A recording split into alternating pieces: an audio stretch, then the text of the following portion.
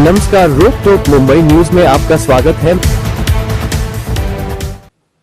नरेंद्र मोदी अब बिहारियों के खिलाफ बड़ा षड्यंत्र रच रहे हैं और इस बार हमला सीधा आपके वोट के अधिकार पर है। जी हां, आपने ठीक सुना।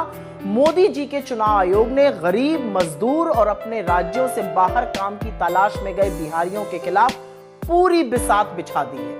कागज दिखाने की जो नई जुगत है, असल में वोटर लिस्ट से लोगों को बाहर करने की कवायद है। पहले समझ लीजिए, वोटर लिस्ट में 3 तरह के रिव्यू होते हैं: रूटीन रिव्यू, समरी रिव्यू और special intensive review. Routine review क्या होता है? ये 365 दिन साल में चलता है। एग्जिस्टिंग वोटर लिस्ट में फेरबदल की जाती है, एडिशन डिलीशन होता रहता है, ये पूरे वक्त चलता रहता है। फिर होता है समरी रिव्यू।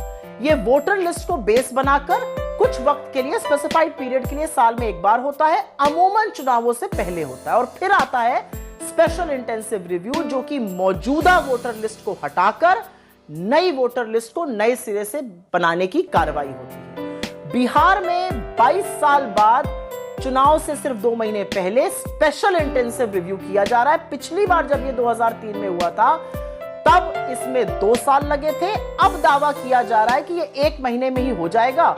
अब ये कैसे संभव है, इसका जवाब चुनाव आयोग या मोदी जी दे सकते हैं। तो स्पेशल इंटेंसिव रिव्यू में होगा क्या, यह भी समझना जरूरी है। अगर आपका 2003 की वोटर लिस्ट में नाम था, तो वो नई लिस्ट में स्थापित हो जाएगा, इसमें कोई इशू नहीं है। लेकिन अगर 1987 से पहले आपका जन्म हुआ था, तो आपको अपने जन्म और जन्म स्थान का सर्टिफिकेट लगाना होगा।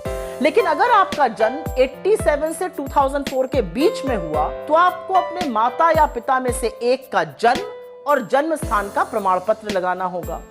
2004 के बाद अगर आपका जन्म हुआ है, तो आपको अपने दोनों माता पिता का जन्म और जन्म स्थान का प्रमाण पत्र लगाना होगा। अब सवाल ये, इसमें कौन सी बड़ी बात है?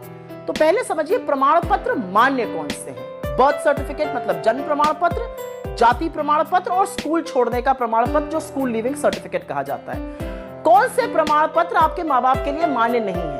आधार और वोटर आईडी कार्ड।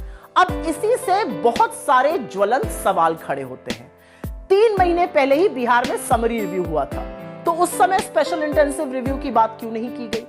दूसरा सवाल, नए चुनाव आयोग ने बोला था अभी 1 महीने पहले कि उन्होंने 4000 कंसल्टेशन किए, तो उनमें से एक में भी स्पेशल इंटेंसिव रिव्यू पर चर्चा क्यों नहीं की गई? तीसरा बड़ा सवाल, इतना बड़ा कदम उठाने से पहले चुनाव आयोग ने राजनीतिक दलों से विचार विमर्श क्यों नहीं किया? ये सबसे बड़े स्टेक होल्डर्स होते हैं, ये चर्चा क्यों नहीं की गई? चौथा सवाल, ये जो स्पेशल इंटेंसिव रिव्यू है, ये किसकी मांग पर किया जा रहा है? कहां से डिमांड आई है ये होने की? पांचवा सवाल, 22 साल बाद एकाएक निर्णय क्यों लिया गया और शुरुआत बिहार से क्यों की जा रही है, जहां पर कुछ ही महीनों में चुनाव होने हैं? और छठा जबरदस्त सवाल यह है कि अगर ये करना ही था, तो मॉनसून के दौरान ये करने की क्या जरूरत थी, जबकि बिहार के 73% जो एरिया है वो बाढ़ग्रस्त है। और अंत में जो सवाल है, प्रमाण पत्र ही चाहिए माँ बाप का, तो आधार और वोटर आईडी कार्ड मान्य कैसे होगा? कितने लोगों के पास अपने माँ बाप के बर्थ सर्टिफिकेट है? बिहार में 8 करोड़ वोटर हैं। इसका सीधा जो प्रभाव है वो 4 करोड़ 76 लाख पे पड़ेगा, जिनका 1987 के बाद जन्म हुआ है। इसका सबसे ज्यादा खामियाजा गरीब, मजदूर और प्रवासी झेलेंगे। मतलब एक प्रधानमंत्री जो अपनी डिग्री ना दिखाने के लिए कानून बनाता है, वो पूरे देश के कागज देखने पर आमादा है। वो क्यों बार बार ऐसे स्वांग रचते हैं जिससे गरीब मजदूर का सबसे बड़ा हथियार, उसका वोट ही छीन लिया जाए? और जो बात बहुत सारे लोग हैं कि ये एनआरसी का नवीनीकरण करके नाम बदलकर जो काम चुनाव आयोग के द्वारा कराया जा रहा है, ये किस हद तक सही है, इसका जवाब सिर्फ और सिर्फ मोदी सरकार दे सकती है। लेकिन चुनाव के 2 महीने पहले ये होना और इससे संभवतः बहुत सारे लोग वंचित रह जाएंगे वोट देने से, ये सवाल आज पूरा देश के चुनाव आयोग से और नरेंद्र मोदी जी से पूछ रहा है।